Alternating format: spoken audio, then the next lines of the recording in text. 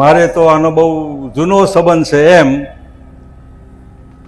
રાજકોટ से भी हमारा पुराना नाता है જો તંત્ર તોડવા માટે આટલો બધો રસ દાખવતા હોય તો જ્યારે પરવાનગી આપવાની હોય તો ના પાડે કંઈ નહીં થાય તમારે આમાં હજી પણ 1.5 વર્ષ વધારે ખમી જાઓ જો ગુજરાતની આજની સરકાર તમારું દેણું માફ કરે તો માથા ઉપર ન કરે તો કોઈ હમું જોવાય આવ્યું તો તમે સમજો 30 વર્ષ એક ધાર્યું ગાંધીનગરનું શાસન એના પરિણામે તંત્ર આખું પાર્ટીમય બની જાય 72,000 કરોડ માફ કર્યા હોય તો તમારા અને ખેડૂતોના રૂપિયા માફ થઈ શકે અને એમાં ખોટી જે મિસઅન્ડરસ્ટેન્ડિંગ છે કે જેને રૂપિયા ધીર્યા એને રૂપિયા મળવાના પાછા અમે જામીન થઈએ છે તમારા બદલામાં હું જામીન થઉં છું તમારો મત લીધા પછી કોઈ પૂછવા આવ્યું તમે જીવો છો મરી ગયા એ બાપુ ખુલ્લો દરબાર રાખીને બેસતા આવો જે કામ હોય આવો મારી પાસે ખુલે આમ એવી લાવો સરકાર તમારી પોતાની આ 5-7 વર્ષ ગયા તો આ 1.5 વર્ષ કાઢી નાખો એ રીતે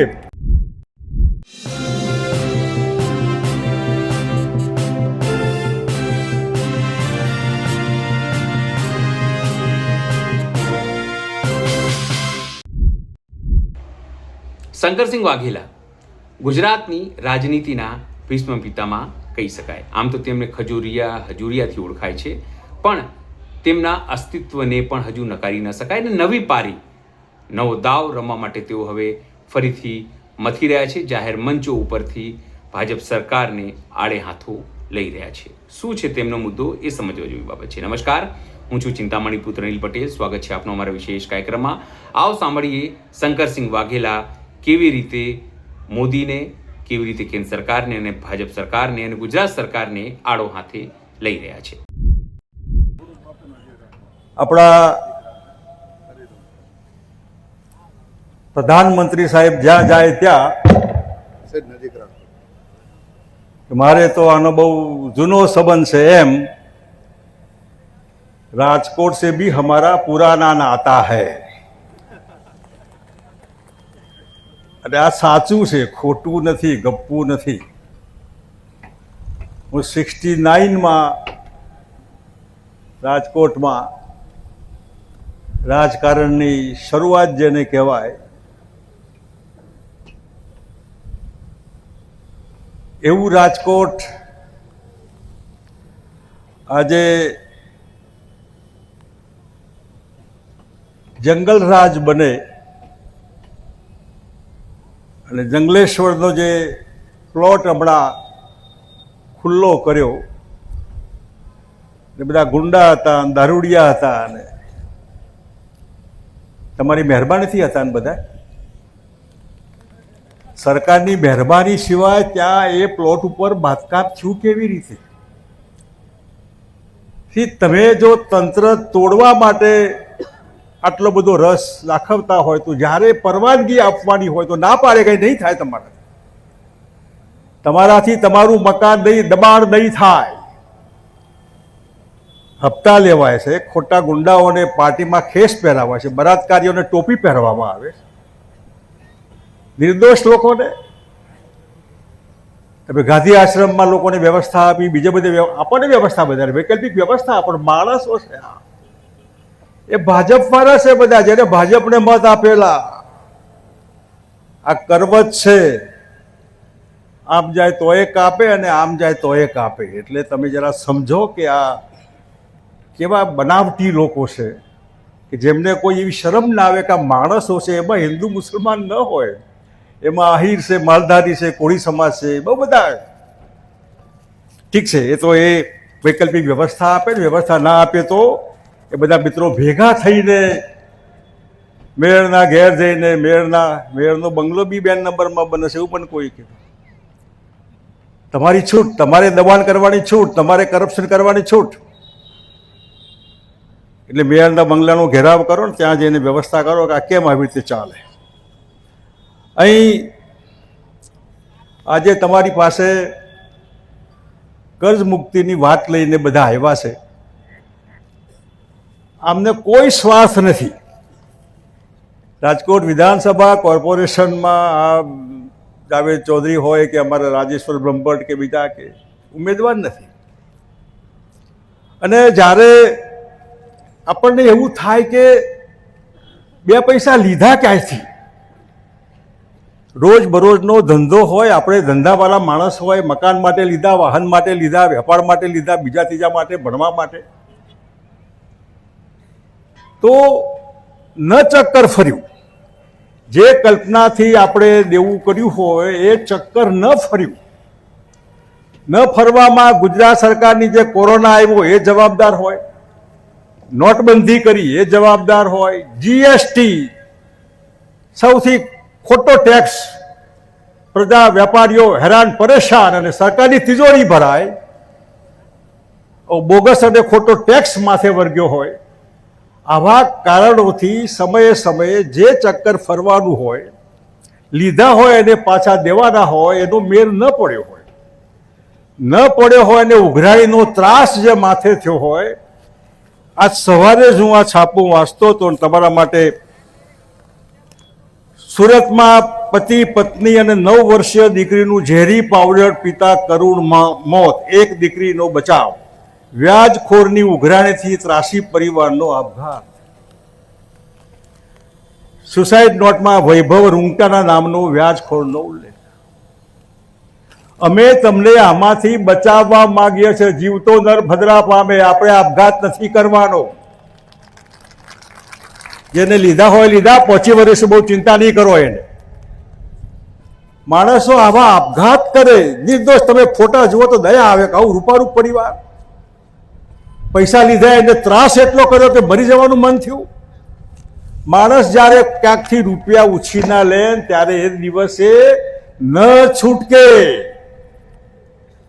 કોઈને બાંધી મુઠ્ઠી ખોલવાનું મન ન થાય, ન છૂટકે, ન છૂટકે. લીધા એ વખતે એનું મન મોડું થઈ ગયું હોય.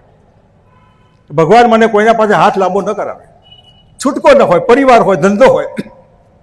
એ લીધા પછી જ્યારે એનો મેળ ન પડે, એમાં જે બધાએ વાત કરી કે આપણે બધાના પૈસા દેવાના છે, કંઈ લઈ નાસી નથી જવાના, સમય સંજોગો એવા આવ્યા કે હવે નથી પહોંચી વળતા, અને તમારા આ રૂપિયા 3, 4, 5, 7 વર્ષથી આ લોકોની ઉઘરાણી ચાલુ છે. એ 5, 7 વર્ષના બદલામાં હજી પણ 1.5 વર્ષ વધારે ખમી જાઓ. જો ગુજરાતની આજની સરકાર તમારું દેણું માફ કરે તો માથા ઉપર, ન કરે તો 5 વર્ષ ગયા એવા 2 વર્ષ પસાર કરો. 27માં આ જે લોકોની મહેરબાનીથી આ ગુંડાને, જે લોકો ધીરધાર કરવાવાળા ફાળ્યા ફૂલ્યા છે, એમને જવાબ આપવા માટે આપણી પાસે એક જ રસ્તો છે કે તમે સાંઈબાબા જેવું, you look at me, I look at you. હું, તમે મારી સામે જુઓ, હું તમારી સામે જોઈશ. મારે કંઈ જાહેર જીવનમાં ભોગવવાનું બાકી નથી. મુખ્યમંત્રી પદ શું હોય મેં ભોગવી લીધું. એક જ ધારાસભ્ય, આજે બી એકલો જ છું. તો ગુજરાતની પબ્લિક ને આજે બી તમે, હું પ્રજાને મારી હાઈકમાન્ડ કહું છું. આ હાઈકમાન્ડ એક ધારાસભ્યથી ગુજરાતની 12 મહિનાની સરકાર, ટનાટન સરકાર, પ્રજા માટેની સરકાર. આ રાજકોટમાં કેબિનેટ લાવ્યા હતા આપણે, સૌરાષ્ટ્રની રાજધાની એવું આ રાજકોટ. એમાં આપણે ગુજરાતની કેબિનેટ રાજકોટમાં બોલાવી. રાજકોટના પ્રશ્નો, હાઈકોર્ટની બેચ, અને વકીલોએ ના પાડી કે મને અત્યારથી. ગાંધીનગર અમદાવાદથી રાજકોટમાં લીમડી અકસ્માતનું કેન્દ્ર, સિંગલ રોડ. અરવિંદ મણિયાર આપણા મેયર હતા, લોકપ્રિય આગેવાન હતા, એમનું અવસાન થયું. જીવનભાઈ શુક્લ પણ ભેગા હતા, એ બી ઘણા બીમાર રહેતા એ વખતે અકસ્માતમાં. 30 કરોડ રૂપિયા સ્પેશિયલ ફંડ ઊભું કરીને લીંબડીમાં અકસ્માતમાં નાગરિકો ન મરે એના માટે ડબલ રોડ, ગુજરાતના ડબલ રોડના પાયોનિયર છીએ આપણે. પ્રજા માટે હોય આ મગફળીની નિકાસ બંધી, બધા કે 50% કરો તે 100%. મગફળીના ભાવ તેલના નહીં વધવા જોઈએ, લોકોને રાહત થવી જોઈએ, ખેડૂતને હાશ થવી જોઈએ. કપાસ, ગોંડલનો વિસ્તાર કપાસ સારામાં સારો. એમની જિંદગીમાં ખેડૂતને કપાસ પકવતા ખેડૂતને એની જિંદગીમાં ભાવ ન મળ્યા હોય એટલા ભાવ શંકરસિંહ વાઘેલાએ દિલ્હી બેઠા બેઠા આપેલા. મજા કરો. આ નીતિ હોય. એના બદલે અત્યારે જે રીતે આ શરૂ થયું છે એમાં આપણને એમ લાગે કે આપણે ક્યાં છીએ જ નહીં. લોકશાહીની વ્યાખ્યામાં people of the people, by the people, for the people, એનો અર્થ કે આ સરકાર આપણી સરકાર છે, આપણા માટે, આપણા વડે આપણે બનાવેલી. આજે તમને ક્યાંય હું જાહેરમાં તમને પૂછું છું, ક્યાંય આ દુઃખમાં તમારું ભાગ લેવા તમારો MP, તમારો MLA, તમારો મિનિસ્ટર, તમારો મેયર કોઈ પૂછવા આવ્યું ખરું કે મરી ગયા જીવો છે? એટલે આપણને એટલા નીચા પાડે. એટલું જ નહીં, એને જે કીધું કે આ પ્રમાણે ખોટા લોકોને કે અહીં અમારા હપ્તા નહીં ભરો તો તમને અહીંયા શાંતિથી રહેવા નહીં દઈએ, પતાવી દઈશું. એટલું જ નહીં, જે રીતે એમને હપ્તા ભર્યા એમના કહેવા પ્રમાણે અમે તમામ હપ્તા ભર્યા, વ્યાજ બી આપ્યું, અને છતાં પણ એટલી ને એટલી રકમ એમાં ઊભી જ હોય. અને આ રીતે એટલો બધો માનસિક ત્રાસ અને મારી નાખવાની ધમકી અમને આપી. એટલે અમે જો અજુગતું પગલું ભરીએ તો તેની સંપૂર્ણ જવાબદારી આ બદમાશોની રહેશે. અજુગતું પગલું એટલે ઝેરની શીશી લઈને કુટુંબ બેસે ને ગટગટાઈને. અજુગતું. તમે વિચાર કરો કે આવો ત્રાસ સરકાર મુખ પ્રેક્ષક, તમે મત આપેલો ધારાસભ્ય, તમે મત આપેલો પાર્લામેન્ટનો મેમ્બર, તમે આપેલો કોર્પોરેટર, તાલુકા પંચાયત, જિલ્લા પંચાયતનો સભ્ય, ક્યાં ગયા બધા? કેમ કેમ તમે માણસ નથી? અમારા ડોક્ટર રાઠોડ સાહેબ વડોદરાથી આવ્યા છે ખાસ આ જોવા માટે. ડેન્ટલ સર્જન છે મોટા. એ વડોદરામાં જે વાત કરી સ્ટર્લિંગ વાળાની, 10,000 કરોડ રૂપિયા એક કેસમાં માફ. 10,000 કરોડ. તમે વિચાર તો ખરો, આ લોકોના રૂપિયા માફ કરવાના. એને લોકો ભઠ્ઠા ખાતું કહે છે કે નાખ્યા બધા એને. કોના બાપના? બેંક વાળાના રૂપિયા ન હોય. આ બધા લોકો આપણા રૂપિયાથી, આપણાથી પગાર, રોટલા, આપણા રોટલા ખાય છે બધા. એક સરકારી કર્મચારી એ આપણા ટેક્સ જે સરકારમાં જમા થાય, એ પોલીસ હોય કે રેવન્યુ, બીજા કે ત્રીજા, બેંક હોય, બેંકના રૂપિયા બેંક વાળાના રૂપિયા ન હોય, પબ્લિકના રૂપિયા છે બધા. એ બેંક વાળા ધારે એને માફ, બેંક વાળા ઠીક લાગે એને આપવાનું. પછી NPA, આ NPA કરો ને આ બધાના, તો બાકીના બધા લોકોના ખાતા તમે NPA, નોન પરફોર્મન્સ એસેટ કરતા હોય તો આ સામાન્ય માણસો છે લાખોની સંખ્યામાં. ગુજરાતમાં કદાચ 3 લાખ કરોડથી વધારે છો તમે. ગુજરાતમાં 3 લાખ કરોડ કરતા વધારે ભાઈ બહેનો આવા દુઃખી છે. આ એનું NPA કરી દો, નાખો પૈસા ખાતા બધાના. કે સરકાર મા બાપ છે, મા બાપ અદાણી અંબાણીના નહીં, આપણા મા બાપ. આપણે જેને જરૂર છે એને સાચા અર્થમાં. મારું બાળક ભણાવવું છે, મારા બાળકને થોડું દૂધ પાવું છે, મારા મા બાપ ઘરડા છે, દવાખાનાની તકલીફ, મકાન લીધું, મકાનમાં વ્યાજમાં રૂપિયા લીધા, આપણે એમ કે ભાડાના બદલે આ રૂપિયા એમાં ભરી કાઢીએ તો હાલશે, એનો મેળ ના પડ્યો હોય. આ તમે બધાએ જે કંઈ રૂપિયા લીધા હોય એ રૂપિયા 1 લાખ કરોડ સરવાળો થાય છે. અને આ બધા ખોટા લોકો હોય તો આપણે એમને ઘાસ નથી નાખવાના, જે બનાવટી હોય કે નાટક કરેલું હોય, જે જીન્યુઇન દેખાય આપણને, એમના માટેનું આ આયોજન. અને આ આયોજનમાં હું એટલા માટે આમાં પડ્યો કે મેં જોયું કે અમને કોઈ સ્વાર્થ નથી, અને તમારો હાથ ઝાલે એવું કોઈ નથી, તમારી સામે જુએ એવું કોઈ નથી. મા બાપ તો એમના ત્યાં ગાંધીનગર અહીં નહીં. ત્યારે મને એમને 31 ઓક્ટોબર સરદાર જયંતિએ રિવરફ્રન્ટમાં સવારમાં 20-25 હજાર મિત્રો આ તમે આવ્યા એ રીતે, ત્યારે મેં જોયું કે સાચા અર્થમાં આ બધા દુઃખી માણસો છે ને એમને હાસની જરૂર છે, આશ્વાસનની જરૂર છે, હિંમતની જરૂર છે. તો હું તમને જાહેરમાં હિંમત આપું છું કે શંકરસિંહ વાઘેલાએ ગપ્પા નથી માર્યા, જૂઠું નથી બોલ્યા, લોકોને છેતર્યા નથી, 2 રૂપિયા આગા પાછા નથી કર્યા. પણ તમે મારી સામે હોય, તમે નાગરિક હોય ને હું માલિક હોઉં, એટલે મા બાપ આપણે સરકારને કહીએ તો મારી ફરજ છે કે આ તમારા સામે જોવાય. મા બાપ પણ પોતાના ઘરમાં મોટા બાળકોને બાજુ પર રાખીને નાના બાળકને સાચવીને ખોરામાં રાખીને એને પેલા મોટા બાળકો પડાઈ ના લે એટલા માટે પૂરું કરે ત્યાં સુધી એનું ધ્યાન રાખે. મા બાપ નાના બાળક, આપણે નાના બાળકો છીએ, આ અદાણી અંબાણી નથી. આપણું ધ્યાન સ્પેશિયલ રાખવાનું, ન પ્રેશર રાખીએ તો આપણા જ મોટા ભાઈઓ ઝૂંટવી લઈ જાય. અને એટલા માટે તમારી આ વાત બહુ 1 લાખ કરોડ બહુ વધારે ન કહેવાય.